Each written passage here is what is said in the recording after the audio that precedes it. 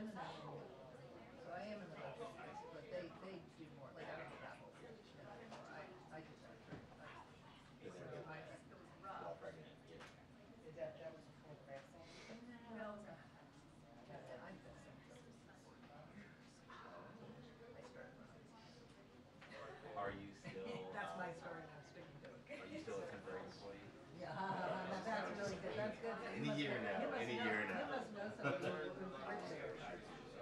Post reports. Now, I will say that when I started there, they didn't do that. Really? They did not do that. I don't even know how they allowed to do that. It seems I like. know, but they did not do that. That was the one reset phenomenon. I don't know how to explain it.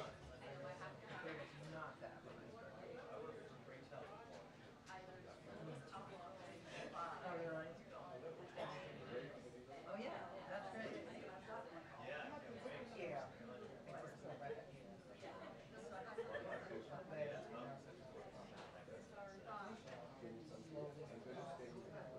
I'll stay at the rest. That was the one. I'd love to get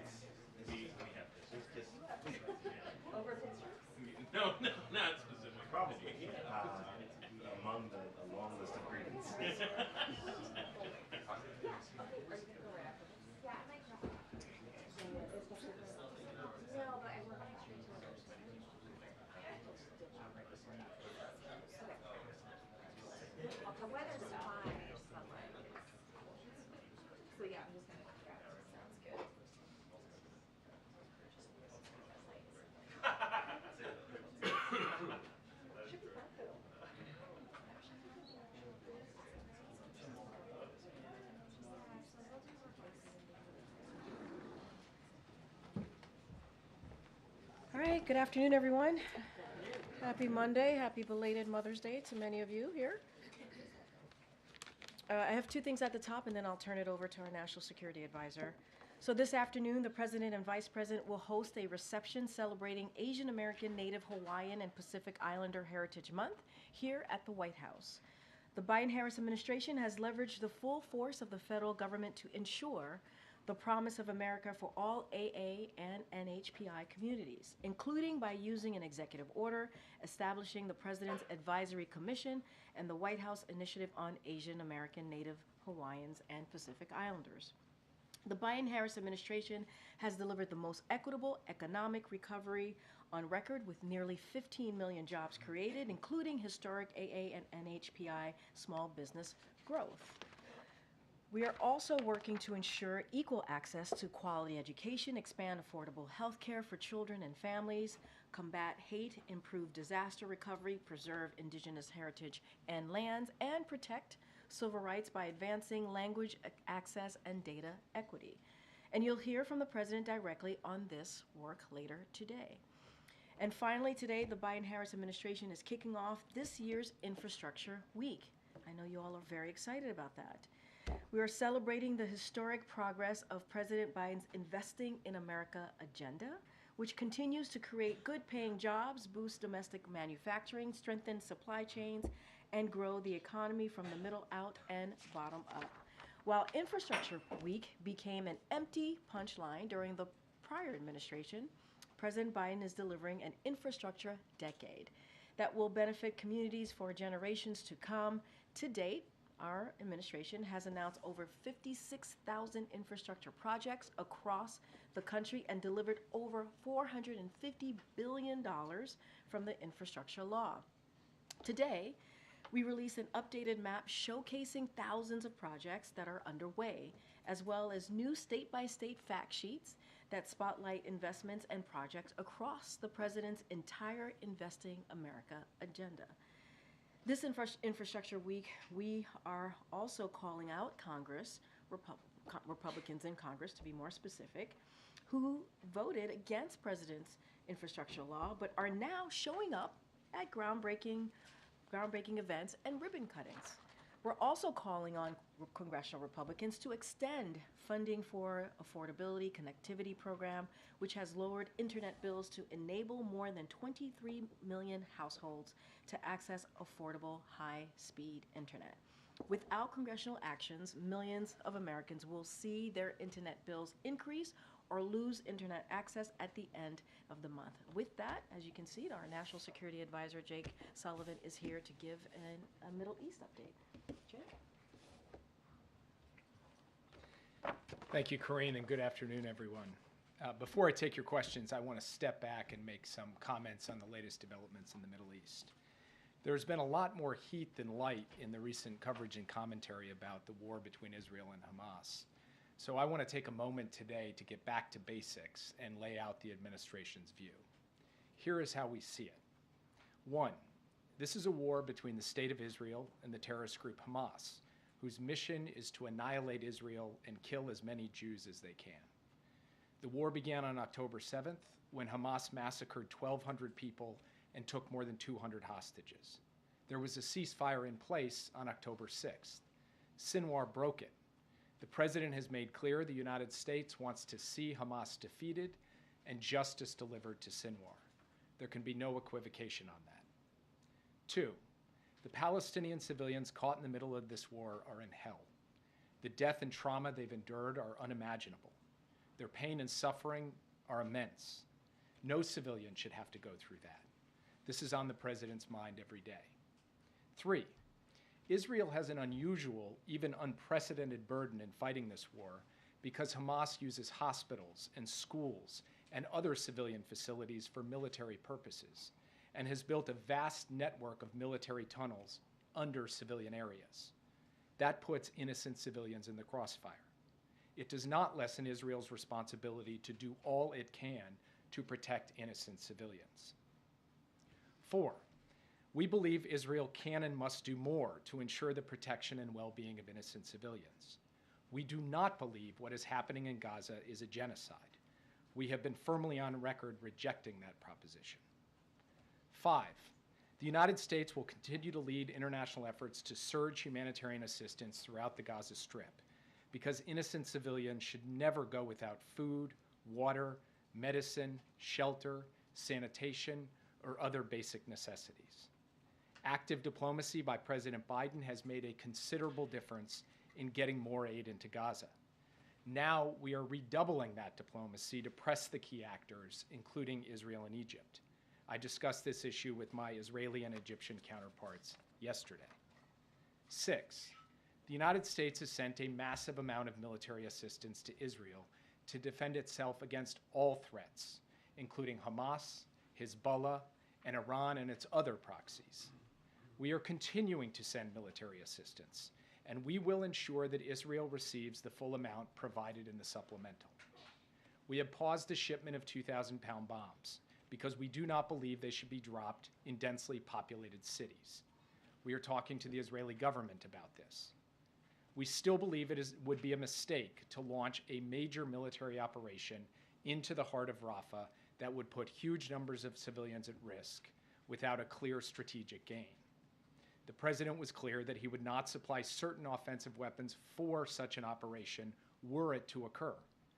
It has not yet occurred, and we are still working with Israel on a better way to ensure the defeat of Hamas everywhere in Gaza, including in Rafah.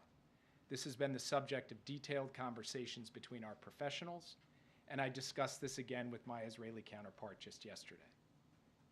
7, military pressure is necessary, but not sufficient to fully defeat Hamas. If Israel's military efforts are not accompanied by a political plan for the future of Gaza and the Palestinian people, the terrorists will keep coming back and Israel will remain under threat. We are seeing this happen in Gaza City. So we are talking to Israel about how to connect their military operations to a clear strategic endgame, about a holistic, integrated strategy to ensure the lasting defeat of Hamas and a better alternative future for Gaza and for the Palestinian people. 8, Israel's long-term security depends on being integrated into the region and enjoying normal relations with the Arab states, including Saudi Arabia. The advantages of strong partnerships were on display recently when a coalition of countries helped Israel defend itself against Iranian missiles and drones. We need to consider the tactical battlefield situation in Gaza in light of the bigger strategic picture. We should not miss a historic opportunity to achieve the vision of a secure Israel, flanked by strong regional partners, presenting a powerful front to deter aggression and uphold regional stability. We are pursuing this vision every day. 9, we are urgently and relentlessly working for a ceasefire and a hostage deal, starting with the first phase and building to an enduring calm. As the president said this weekend, there could be a ceasefire tomorrow if Hamas simply released women, wounded, and elderly hostages, all innocents. Israel put a forward-leaning proposal on the table for a ceasefire and hostage deal. The world should be calling on Hamas to come back to the table and accept a deal. The hostages include Americans and citizens from around the world. The president is determined to bring them safely back to their loved ones, and I met with the families of these American hostages again just this past Friday. They know how hard the president is working on this. 10, Iran and its proxies have tried to take advantage of the war in Gaza to launch attacks on Israel. Hezbollah is attacking every day. The threat posed by Iran and its proxies to Israel, to regional stability, and to American interests is clear. We are working with Israel and other partners to protect against these threats and to prevent escalation into an all-out regional war through a calibrated combination of diplomacy, deterrence, force posture adjustments, and use of force when necessary to protect our people and to defend our interests and our allies. We will not let Iran and its proxies succeed. These are President Biden's positions.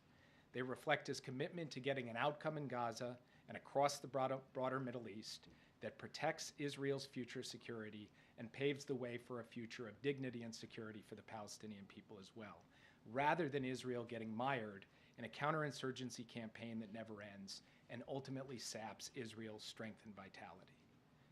And this is all consistent with President Biden's longstanding view that ultimately a two-state solution is the only way to ensure a strong, secure, Jewish, democratic state of Israel, as well as a future of dignity, security, and prosperity for the Palestinian people.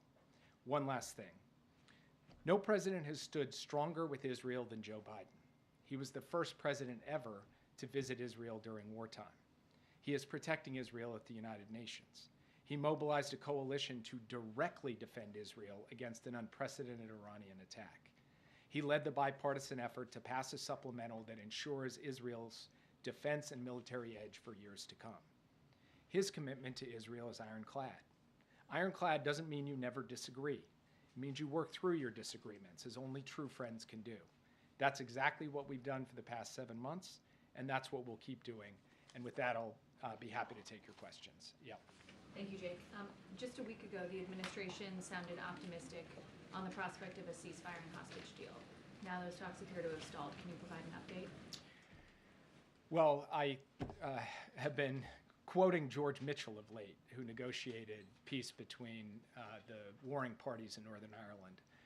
And Senator Mitchell said quite famously that negotiations are 1,000 days of failure and 1 day of success. And right now, we're in the former days rather than the latter day. And this particular negotiation has had its ups and downs, its ins and outs, its twists and turns. And what I laid out in my opening comments remains the case. There could be a ceasefire tomorrow if Hamas would just go ahead and release women, wounded, and elderly. We do believe Israel has put a good proposal on the table. Hamas has put a counter-proposal on the table. The world is calling for a ceasefire. Those who are doing so should go to Hamas and say, come to the table and work until we get a deal. I can't predict when and if that will happen. I can tell you that we remain committed to pressing the diplomacy to achieve that outcome on behalf of the American hostages and all the hostages, and on behalf of getting to an enduring calm in Gaza. What exactly the next step is, we will have to see. This is a dynamic situation that involves the diplomatic element as well as the military element, including the recent operations that Israel has taken in Rafah. So we will now have to see how things unfold in the coming days. You said that it was down to language. What is it down to now? Well, in the end, when you're talking about a phased agreement that has multiple elements relating to sequencing of hostages coming out, movement of military capabilities, surging of humanitarian assistance, movement of civilians, all these things are quite detailed, and working through those details is what is going to be necessary to get this across the finish line. We believe there is a framework that both sides could sign up to, and it's really about the specifics of that framework and filling that out that's necessary. Language ends up being on a page, but it is what reflects the implementation of those details. That's what we're working with the parties, both with Israel and with Qatar and Egypt, who are in close touch with the representatives of Hamas, and we'll keep you updated as we drive to the finish line. We are intent and determined to get all of the hostages home. We are intent and determined to produce a ceasefire and hostage deal. We believe we can achieve that. I cannot tell you when. Yeah. Jake, I want to ask you about Russia, but just first on this topic. In the readout, your call with Israeli officials yesterday, it said that you're going to have this meeting again in person soon. Is your expectation, well, one, when is your expectation that meeting will happen, and do you expect that there won't be a Rafah offensive until that meeting has taken place? I expect it'll happen in a matter of days, not weeks. We haven't announced a specific date on the calendar, but this isn't going to be long in the future. We're just talking about scheduling so that we can get the teams together. Because, of course, it's not just me meeting my counterpart. It's military intelligence and humanitarian professionals on both sides being a part of that conversation as well.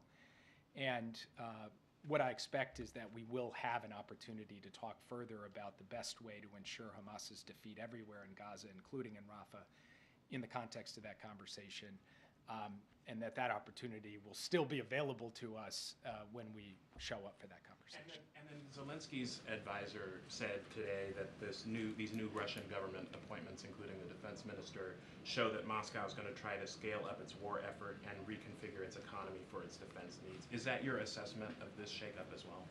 Look, it's an opaque system.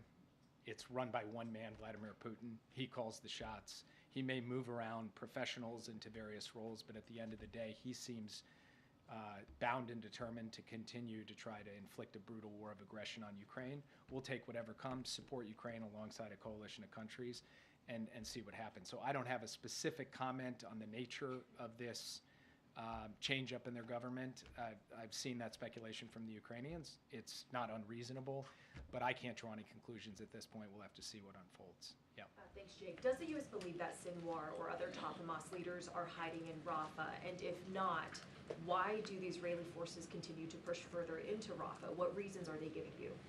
Look, I've seen the public reporting on this, both in Israeli press and in American press, citing intelligence officials suggesting he's not actually in Rafah.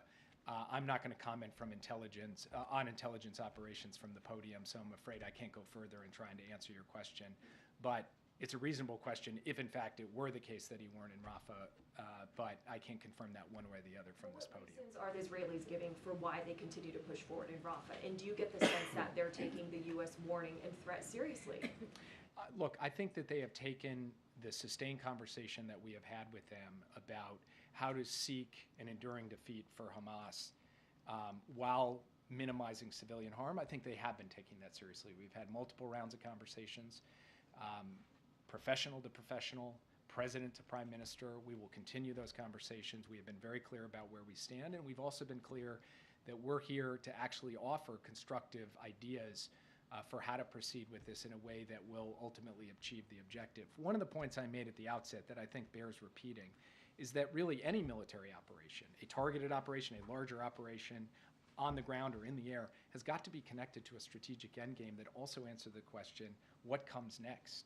And that's something that we're really bearing in on with the Israeli government, and feel that there needs to be more attention on that piece of it, lest we end up in a circumstance where Israel conducts a military operation, kills a bunch of Hamas guys, also creates some harm to innocent civilians caught in the crossfire, and then terrorists come back, as we have seen them come back in Gaza City and Khan Yunis and other places. We want to avoid that outcome. We want an outcome in which the page gets turned from Hamas's terroristic reign over Gaza, and a better future comes for the Palestinian people and for the security of the state of Israel. That's what we're going to keep working through. Yeah.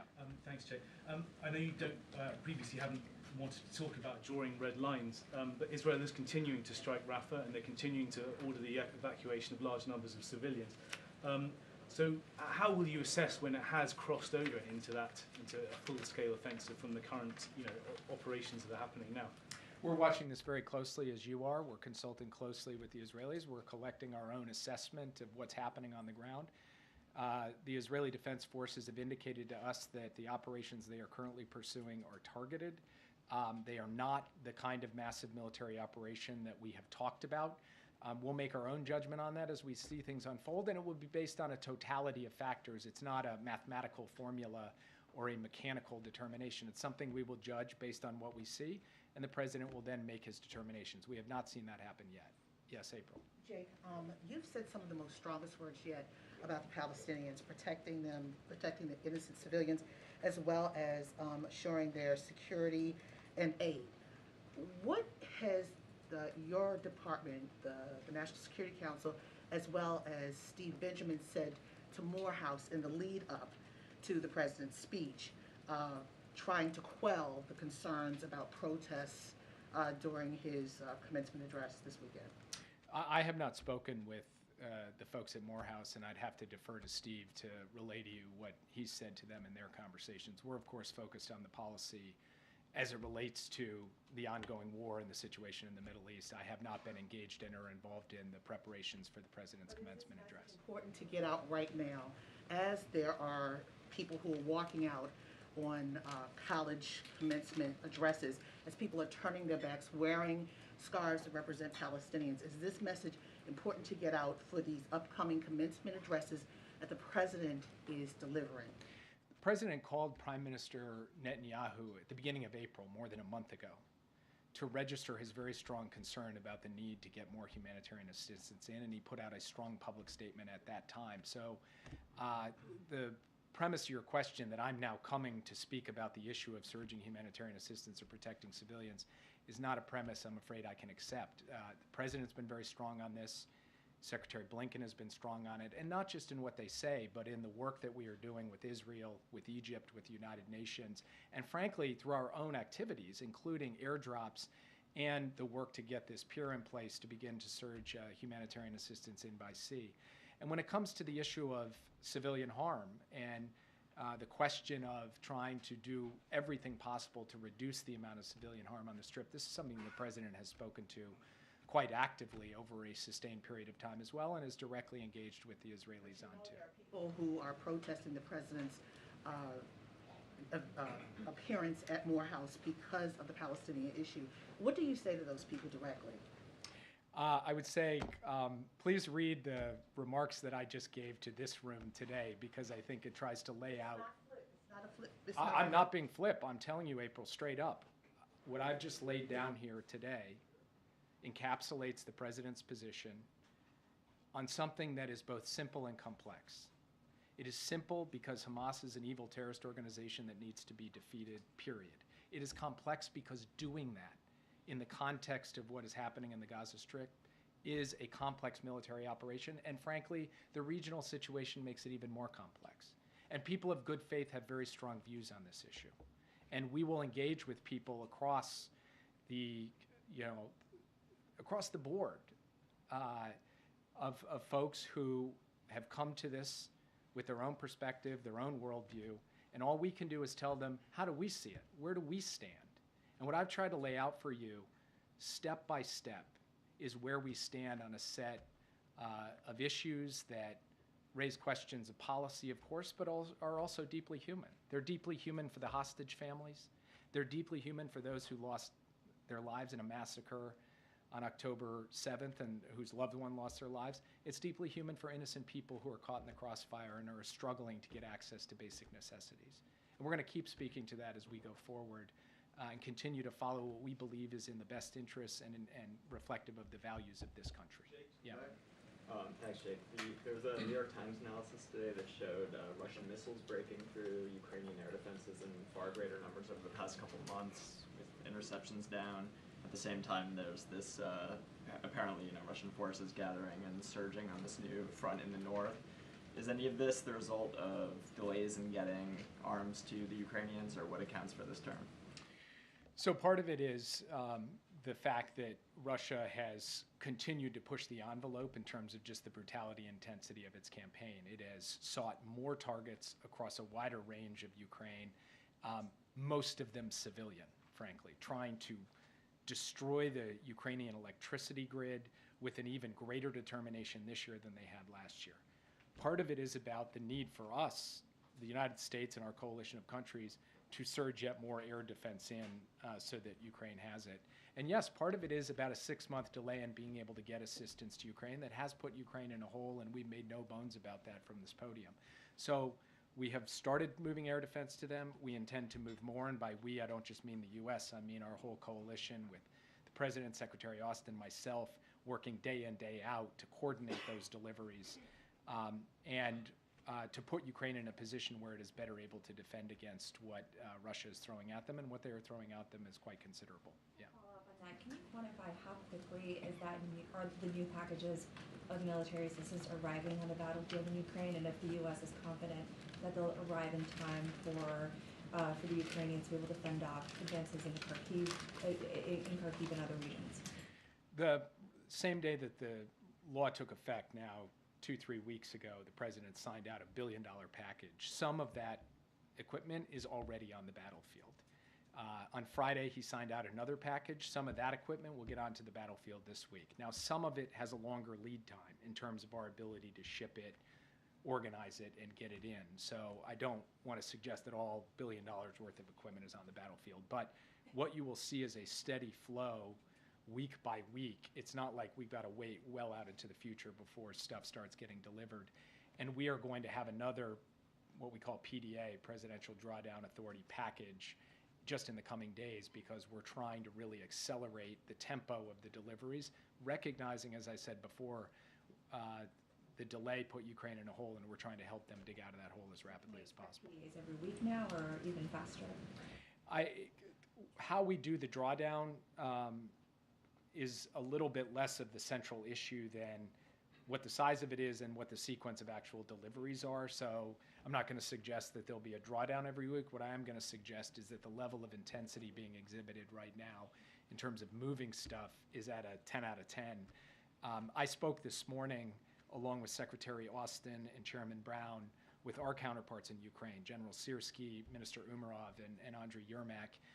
We spoke for 90 minutes. It was a detailed conversation about the situation on the front, about the capabilities that they are most in need of, and a real triage effort to say, get us this stuff this fast so that we can be in a position to effectively defend against the Russian onslaught. And so at the highest levels in our government, we are engaged with the highest levels of theirs to be able to ensure that we're doing everything humanly possible, both ourselves and our allies who are surging equipment as well, to get it there to the front lines. Can I follow up on an Israel question? Sorry. Secretary Blinken said yesterday that Israel could be, quote, holding the bag on an enduring insurgency. I'm curious whether would Israel be holding that bag alone? In other words, is there any concern, or are you concerned that Israel's ongoing prosecution of the war using U.S. weapons is going to help Hamas cultivate kind of a new generation of people who will be, targeting U.S. interests and attacking Americans? Look, we have painful experience in counterinsurgency campaigns fighting terrorists in urban environments and populated areas, and we know that it is not as simple as executing a military operation and calling it a day. As I said in my opening comments, military operation has to be connected to a political plan for the day after, so that there is a clear alternative, and there's governance, and there's security, and all of the steps you need to take to finally and fully defeat a hardened, entrenched terrorist foe. And yes, one of the risks of engaging in any kind of counterinsurgency campaign is the ability of the terrorist group to attract more recruits and more followers as time goes on. This is something we have talked to the Israelis about.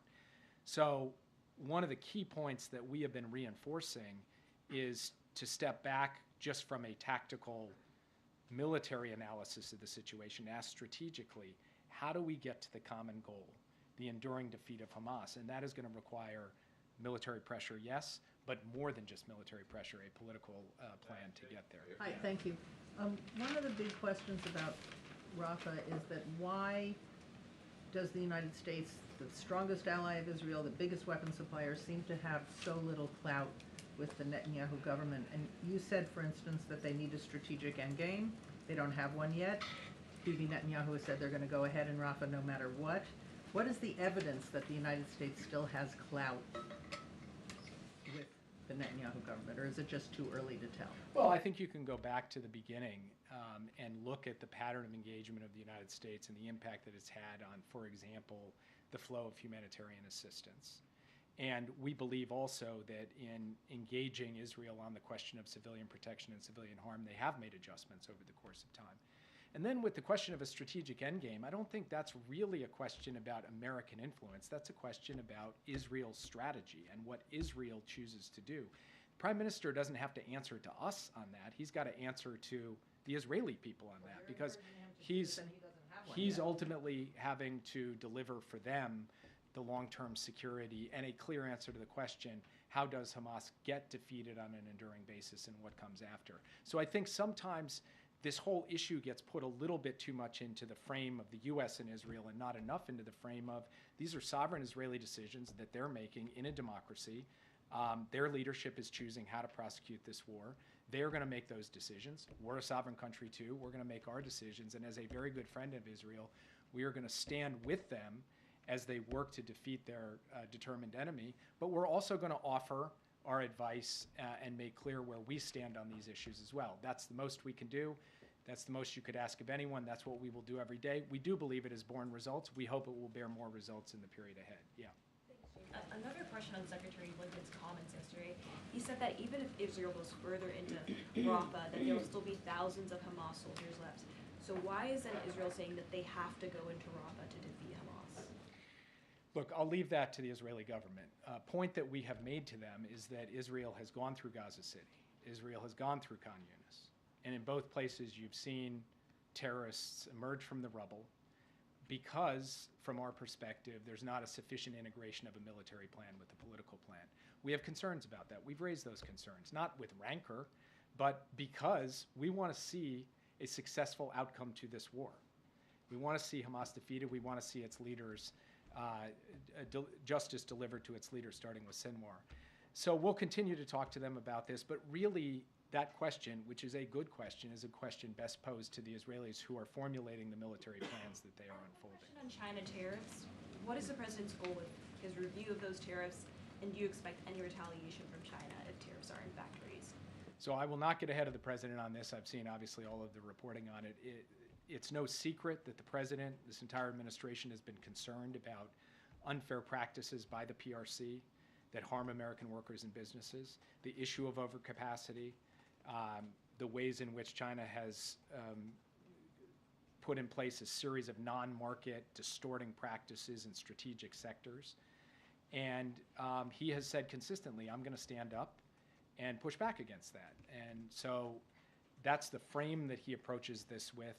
And then I'm going to leave the specifics to be announced in due course, I would say in short order. Yeah.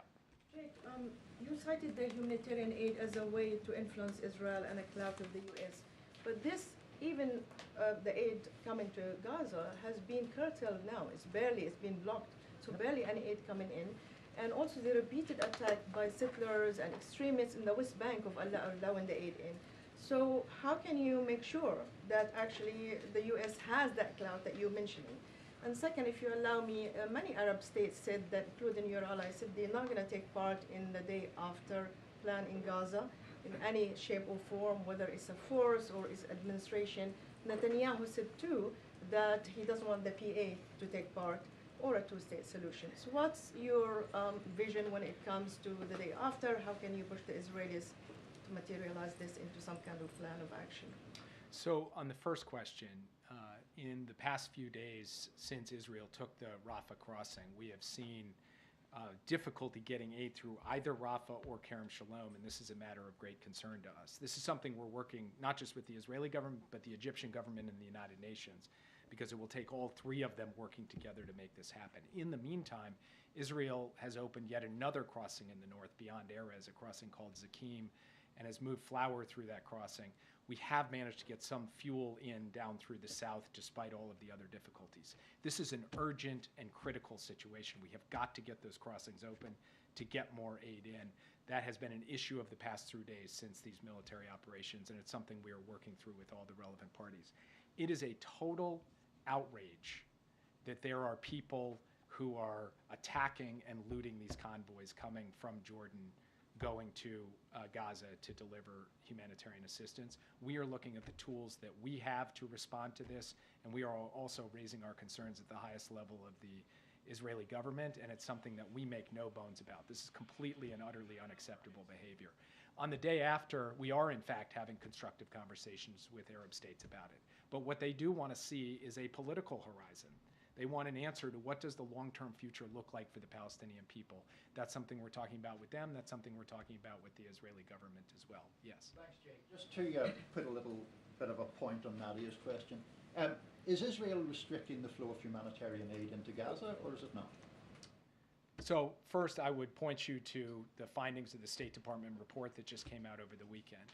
We believe that there were periods over the last few weeks where there were restrictions that had to be worked through, but at the time we put that report forward, we felt that there was sufficient work being done by the Israeli government with respect to the facilitation of humanitarian aid that we did not make a judgment that anything had to be done in terms of U.S. assistance. That continues to be our position today. Yeah. Language, they're restricting it, but it's okay in the way that they're restricting it. Those are your words. They are certainly not my words. I'm not sure if that's how you ask questions, but yeah, go ahead. Jay, good afternoon. As we sit here 7 months into this war in Gaza, how confident are you as you stand there that the hostages, the remaining hostages, will come home, A, and B, how many of them do you believe are actually still alive? I cannot give you a clear number of how many are still alive because we do not have total fidelity on that, unfortunately. And it's something that we watch every single day. We know there are deceased hostages, and we know there are living hostages. And we know that with each passing day, the risk to those hostages also goes up, which only redoubles our commitment to try to get to a ceasefire and hostage deal as rapidly as possible. But unfortunately, I'm not in a position to give you fidelity on those numbers because nobody entirely has it. We have our analysis, our assessments. Some of that is driven by intelligence, so I have to be cautious in sharing them. But to look you in the eye and say, we know exactly how many are alive, nobody can do that for you. And how would you describe the relationship right now, between President Biden and Benjamin Netanyahu? I would describe the relationship as how it's been for the duration of the time that they've known each other. It is straightforward, it is direct, it is a relationship where the two of them can each share their views and perspectives, and that is how it's going to continue as we go forward. And I'll take one more. Thank you, Jake. Quick Ukraine follow-up before I hit the Mideast. Ukraine's government is desperately asking for anti-aircraft assets, including Patriot batteries. What's the plan? How are you going to get those to them? Through which allies? Or any details? So one of the things I do every single day is talk to at least one ally, if not multiple, about getting more Patriot batteries into Ukraine. I think we recently had some good news from an ally about getting one in. We're working on more.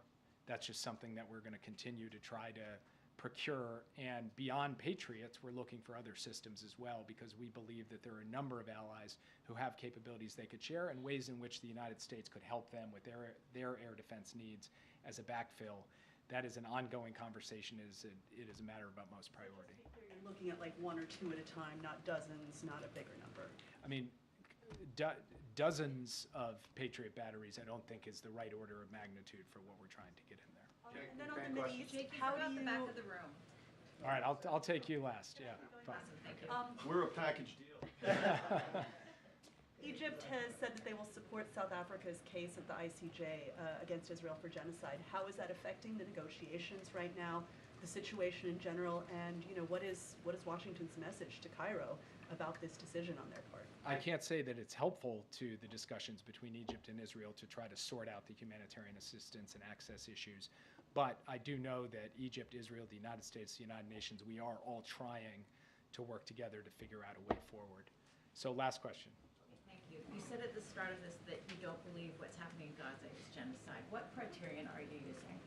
We're using the internationally accepted term for genocide, which includes a focus on intent. And it's not just me standing here at this podium. In the context of this International Court of Justice case at The Hague, the United States actually made a presentation backed up by legal analysis, which I would invite you to read because it lays out all of those criteria. Francesca Albanese, the Special UN Rapporteur on Human Rights in Palestine, presented one in March. She presented it in Geneva. The three criterion she used, citing international law, 3 acts: Israel's intent to destroy national, ethnic, racial, or religious groups, serious bodily or mental harm to a group, inflicting on a group conditions of life calculated to bring physical destruction in whole or in part within imposing measures intended to prevent birth within the group, process of erasure of the native Palestinians. So those 3 things are happening.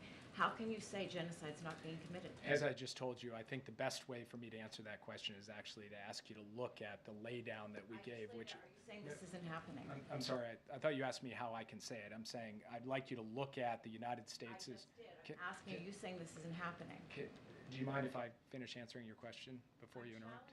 Are you saying that she's a liar?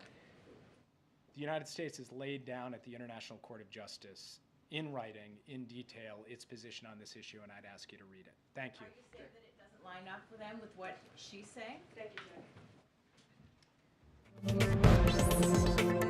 I know, and folks are leaving right now. It's okay. I have an effect on folks. I know there is a call happening in short order, and so, and I know it's about an issue that you all care about, so feel free to step away from the briefing. And I won't be up here too much longer. As you know, we'll have a briefing tomorrow, and the next day, and the next day, and the next day. Got some. At a fundraiser over the weekend, the president began his remarks by talking about Israel. He said, Israel said it's up to Hamas. If they wanted to do it, we could end it tomorrow. It all has to do. And then he cut himself off and said, I shouldn't get into all of this.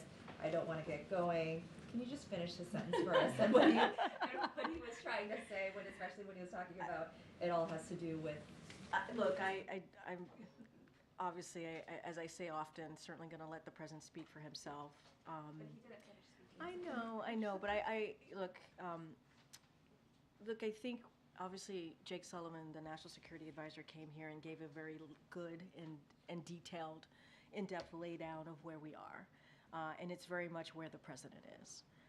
And talked about humanitarian aid, obviously the importance of getting that into Gaza, and how we want to make sure that we deal with what we're seeing there with the dire situation in Gaza. Obviously, he talks about our continued support. He talked about our continued support for Israel's security. That is ironclad. That is what we want to make sure that, you know, they are able to defend themselves. And so I think all of that remains to be true. Hostage deal, we want to get to a ceasefire and also create a situation where we can get more of that humanitarian aid, bring hostages home. So all of that continues to be true. I think the words that you heard from the President's National Security Advisor, I think is very clear on where the President is. I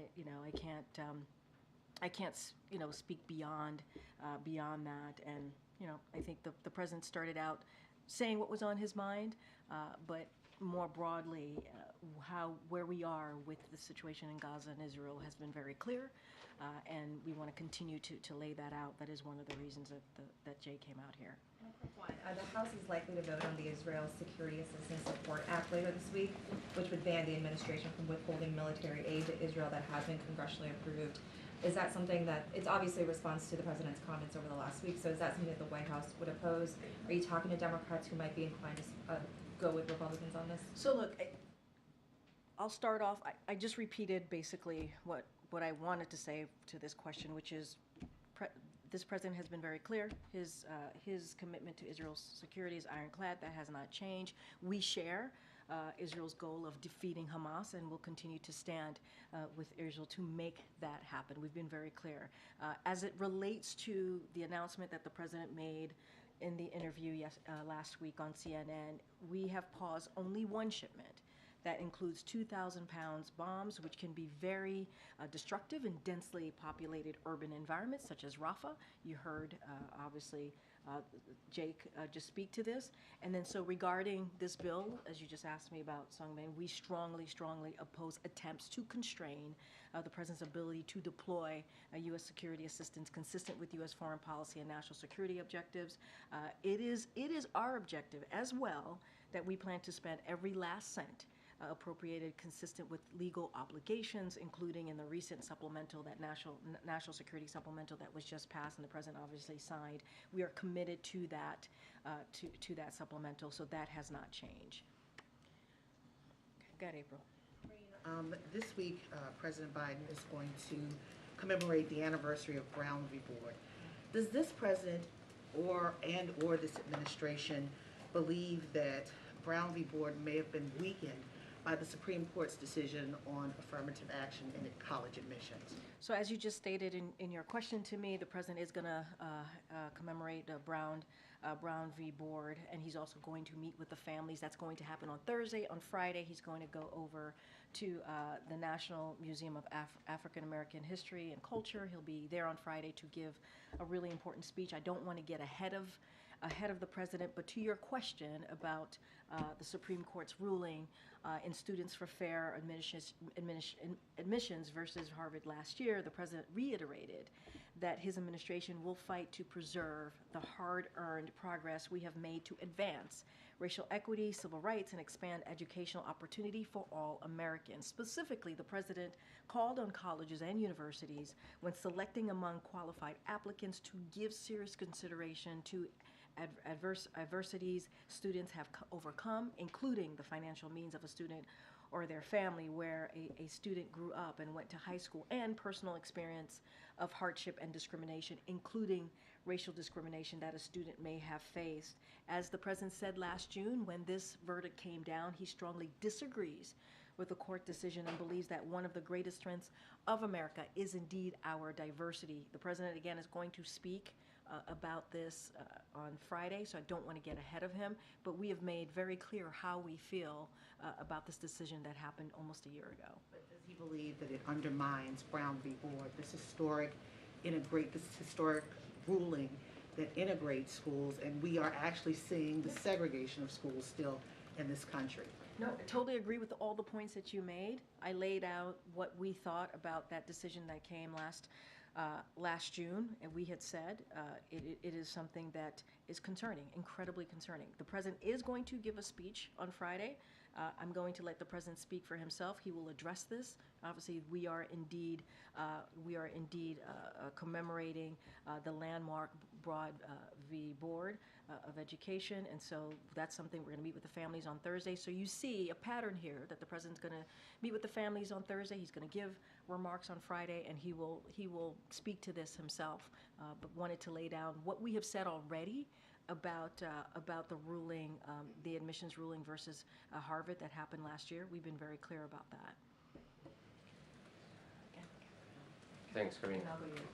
Argentine Foreign Minister Diana Mondino is going to be in town this week. She's going to meet Antony Blinken in the State Department. Can you confirm she has a meeting with Jake Sullivan here at the White House? I don't have anything for you. Once we have something to share, certainly we will share that with you all.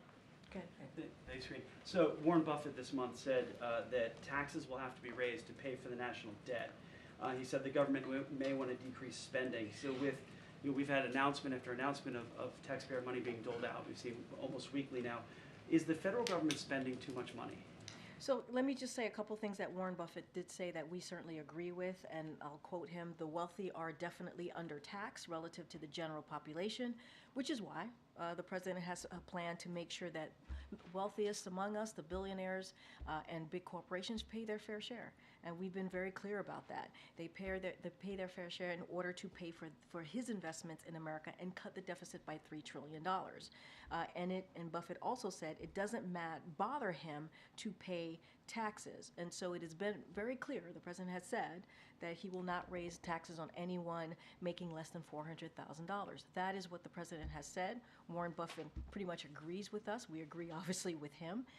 And this is very different than what Republicans want to do. They put out their plan. They put out what they want to do. They want to cut Social Security, Medicare, Medicaid, give tax breaks to billionaires and corporations. We do not agree with this. And what we want to do is continue to make sure that we're lowering costs for Americans, for families, whether it is Big Pharma, fighting Big Pharma, lowering health care costs, making sure that we go after corporation as you hear us talk about junk fees. Those are the ways that we want to move forward. That's what our focus is. So increase taxes to pay the debt? But let's be really, really clear, right? On billionaires and big corporations, who Warren Buffett himself said, as you started asking me about Warren Buffett, he says that they are undertaxed. And that is something that the president agrees on. And he believes if we are able to do that, to tax corporation and billionaires, that would pay for his investments in America and cut the deficit by $3 trillion. That is something the president has been very clear about since day one. One more, if I could, on China and the tariffs that are coming. So in July of 2019, then candidate Biden said that tariffs on China are abusive policy. Has the president changed his mind and now believes tariffs work? So look, I'm going to be really mindful. I'm going to let in due order. You'll hear directly from the president, directly from us. So don't want to get ahead of that. Jake said it really well when he was here. We have always had concerns on China's unfair trade policies. We've been very clear about that. And the last administration, when they did a trade deal with China, what it did is it failed to increase American exports or boost manufacturing. That is not something the president wants to see. He has been doing the opposite, making sure that American manufacturing is created here, right here in America. And so that is something that he has been very focused. He says he wants to protect American workers, protect businesses, American business. That's what the president wants to do. He spoke about this when he was in Pittsburgh not too long ago, talking about making sure that we see fair business practices as it relates to American workers and American businesses. So don't want to get ahead of that, but we've been very, very clear on how we move forward on these types of practices as trade practices and what we want to see, and that is the framework, as Jake Sullivan said here moments ago, that we move forward in. So he now believes tariffs work. I'm just going to be really mindful, not get ahead of what we're about to announce soon, and what we have been really, really clear about is protecting workers, protecting businesses, and we have called out China's unfair trade policies, and so we're going to continue to do that. Go ahead, Phil, in the back. Thank you. There's new reporting in the Wall Street Journal that found that the FDIC director, Martin Grunberg, disrespected, disparaged, and treated unfairly officials there, and that he was known to be someone who could not control his temper. Obviously, President Biden said early on in his administration that he would fire on the spot anyone who bullied or unfairly belittled a coworker. So has the president seen those reports, and if those reports prove to be accurate, will he take action? So I don't have any personal announcements to make at this time. The FDIC administrator, chairman to be exact, apologized and spoke to this, and so certainly I would send you there. The FDIC is an independent agency, so would refer you to them as to anything else coming out from the FDIC on this particular matter, but I just don't have any policy personnel announcement to make at this time. Thanks, Karine. I know you don't want to get ahead of the announcement, but can you just more broadly talk about the role that tariffs play here in trying to balance protecting American workers versus consumers? Because tariffs are often a tax to consumers. So how can you ensure Americans that with more tariffs, it doesn't come with higher costs? So going to let the announcement speak for itself, but what I can say about what China has played here, they've played by a different set of rules, and this is what we know to be clear, and it has been unfair and anti-competitive economic practices. For example, forcing technology transfers and stealing intellectual property, distorting market forces with unrivaled subsidies, barriers, and regulations, flooding markets with artificially cheap products to wipe out the competition. And that's what we have seen from China with their unfair trade policies. We have done the opposite here.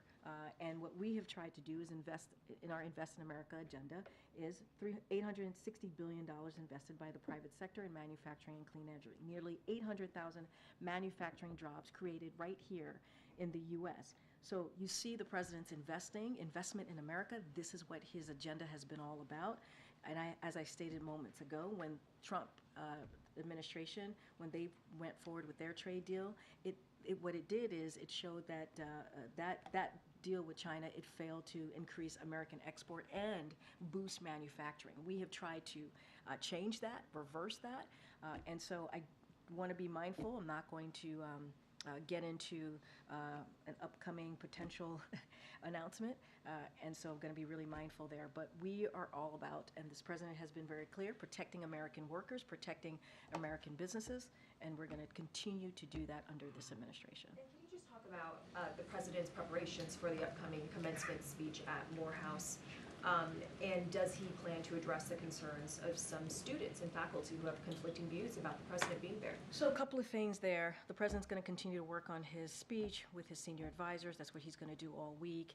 He sees this moment as a very pivotal moment, an important moment to a lot of these young graduates. Let's not forget some of these graduates missed out on their graduation from high school because of the pandemic, and this is going to be a celebration for them, an opportunity to have a commencement, to have a graduation that they sadly missed out on. So the president has done these type of commencements. He did 2 of them last year. He's done them throughout his as a vice president, as a senator. He knows how important it is, not just to the graduates, but the families, the people who love them. And so you'll see themes, obviously, in his commencement speech. He will give an uplifting remarks on what's to come and what they can look forward to, but also acknowledging, what's ahead, the difficulties that are ahead. And look, as you started your question to me about how people are feeling, we've been very clear about that too. We understand how deeply personal this moment is for many Americans across the country. We've been very clear about that. We understand it. That's why we've had conversations with members of the community that's affected by this. We've had conversation with the Muslim Americans, Palestinian Americans, Arab Americans. The president has, White House officials here have. They've traveled to states across the country to have those very important conversations, and will continue to do that. But also, this moment, the commencement speech, is such a celebratory moment, and we believe it's important. It's important in this instant. Morehouse is going to hear directly from the President of the United States, and I think that's a memorable moment as well. Good. Thanks, Karine. Where do deliberations stand on this potential White House plan to allow a certain number of Palestinian refugees into the U.S.? So I don't have any updates for you. I know I've been asked this question multiple times about conversations happening here. Don't have anything to share. What I will say is, and I've said this many times before, in the beginning of what happened occurred on October 7th, we put in a plan. There were about 1,800 Palestinian Americans that were in Gaza, and we did everything that we can to get them out if they choose to. If that's something that they wanted to do, and certainly we're able to do that.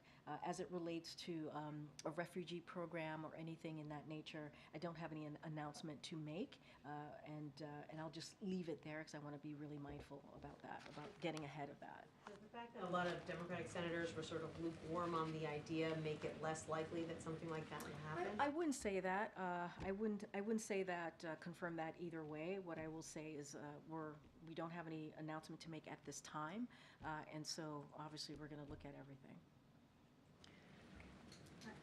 So the U.S. has withheld bomb shipments to Israel, and on Friday the State Department sent a report to Congress. So did the report further support the administration's stance, or are they having second thoughts about it? Say that one more time. So the U.S. has withheld bomb shipments to Israel. Yeah, just one shipment, 2,000 bombs. Yep. Right. And so we had 2,000 pound bombs. Right. Yep. So and that is connected to what we have said, and we have made very clear about our public and made this publicly and privately, our concerns about a major military operations into Rafah. And so we have been very clear about that because of the more than 1.4 million Palestinians who are there, they are seeking refuge. And so we've been very clear about that. So we have paused one shipment, and that's what the president spoke to last week. That's what Jake spoke to just moments ago. Right, so the report, does it sort of further strengthen what the president is doing, or is it giving him pause? What did you think of the report that the State Department sent to the Congress? I mean, I think Jake spoke to that, and he talked about the findings of the report, how it wouldn't change our policies. That's number one. And this is an ongoing, transparent process. I don't have anything else to add beyond that. Look, when you think about the pause on these 2,000 pound bombs, the reason why we paused it is because we want to be mindful, right? We understand that there is, in Rafah, there are dense areas that have Palestinians who are seeking refuge. And we want to make sure those civilian lives, those innocent civilian lives, are protected. That's why we've made very clear about our concerns about a major military operations there. That is the reason, that is the focus, understanding that fact, and that is a fact. And so we're going to continue to have those conversations. You heard Jake talk about in the upcoming days having an in-person conversation with his counterparts, continuing these group meetings that they've been having that NSC's been having with the IDF, the Israeli government, and so that's going to continue. We're going to continue to be really clear about our concerns, as we've been publicly, as also privately. And so those conversations continue, and that's why the president has been very clear. There are 1.4 million civilians, innocent civilians, that are in Rafah right now. And we want to be really careful and mindful. We want to see a plan that speaks to how is Israel going to make sure that those lives are protected. It is a pause of one shipment, and that shipment is related to what we believe it could be potentially, an issue here in Rafah. Being very, very clear about that. Great.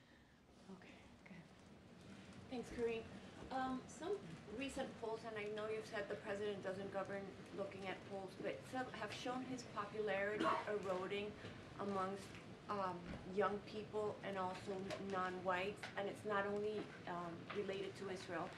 Is he aware of that? Is he going to try to refocus his messaging or tweak it to speak directly to those groups that have felt left behind? So look, and going to be mindful about this upcoming election, not going to comment about that, the 2024 election, or how these polls will affect the 2024 election. Going to be super mindful. But more broadly, we believe that young Americans support the president's agenda more broadly, right, in an overwhelming way. And the president has stood with young Americans on many of the issues that they care about, because you said beyond what's happening in the Middle East. And so when it comes to climate change, right, that's something that he's been very clear about and has been the most progressive president on that particular issue. And he's going to continue to do that. We understand as well that while the economy is turning around, and you've heard me talk at the top about the 15 million jobs created and what we've been able to do to turn around the economy, we understand that prices are too high, and young people in particular are feeling that. And so we're going to continue to work on those issues. We're going to continue to do everything that we can to lower cost. I talked about the situation in the Middle East and how young Americans are feeling about what they're seeing in Gaza, and we understand how painful it is, this moment is for them. That's why we've been working so hard to try to get a deal that would lead us to a ceasefire, get hostages home, and make sure that we get that humanitarian aid. Let's not forget that the U.S. has led the effort in getting humanitarian assistance into Gaza.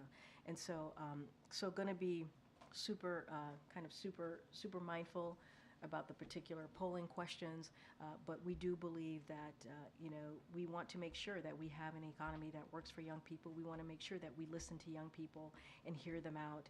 We want to make sure that we continue to work on some of the issues that the president has talked about, whether it's student debt relief. This is something that the president, it's not going to stop him from doing the work that he has been very clear about wanting to deliver for the American people, including young Americans. So. Messaging to minorities.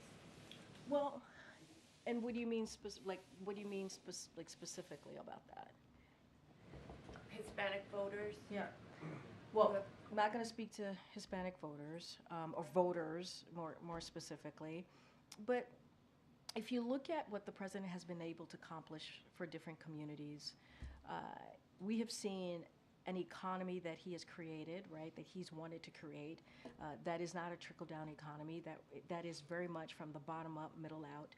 And you've seen unemployment go down for the Hispanic community. You've seen wealth, when we talk about wealth gap, closing the wealth gap, and making sure that we're creating jobs for Latino, Hispanic communities more specifically. I think we've created more than 4 million jobs in this administration for that particular community. We've seen that as well for the Black community, the African American community. We've been very consistent. You heard me lay out what we've been able to do for Asian Americans with the president's economic policy. So we are very, very committed to making sure that communities that are normally seen to be left behind are not left behind as it relates to the president's economic policy. You see that when he fights Big Pharma. When he's fighting Big Pharma and lowering costs, that helps communities that you're asking me about. When we're talking about junk fees, that helps communities that you're asking me about. And so when we're talking about expanding ACA, we expanded that for Dreamers, for DACA recipients. That's because, and you heard this president say this last week, because he understands that DACA recipients, many of them are part of our military, right? They're part of what makes this country great. And so those are actions that the president's going to continue to take and continue to have those conversations and certainly message that. I have to go. Thanks, everybody. I'll see you tomorrow. I'll be back tomorrow, guys. Thanks, everyone.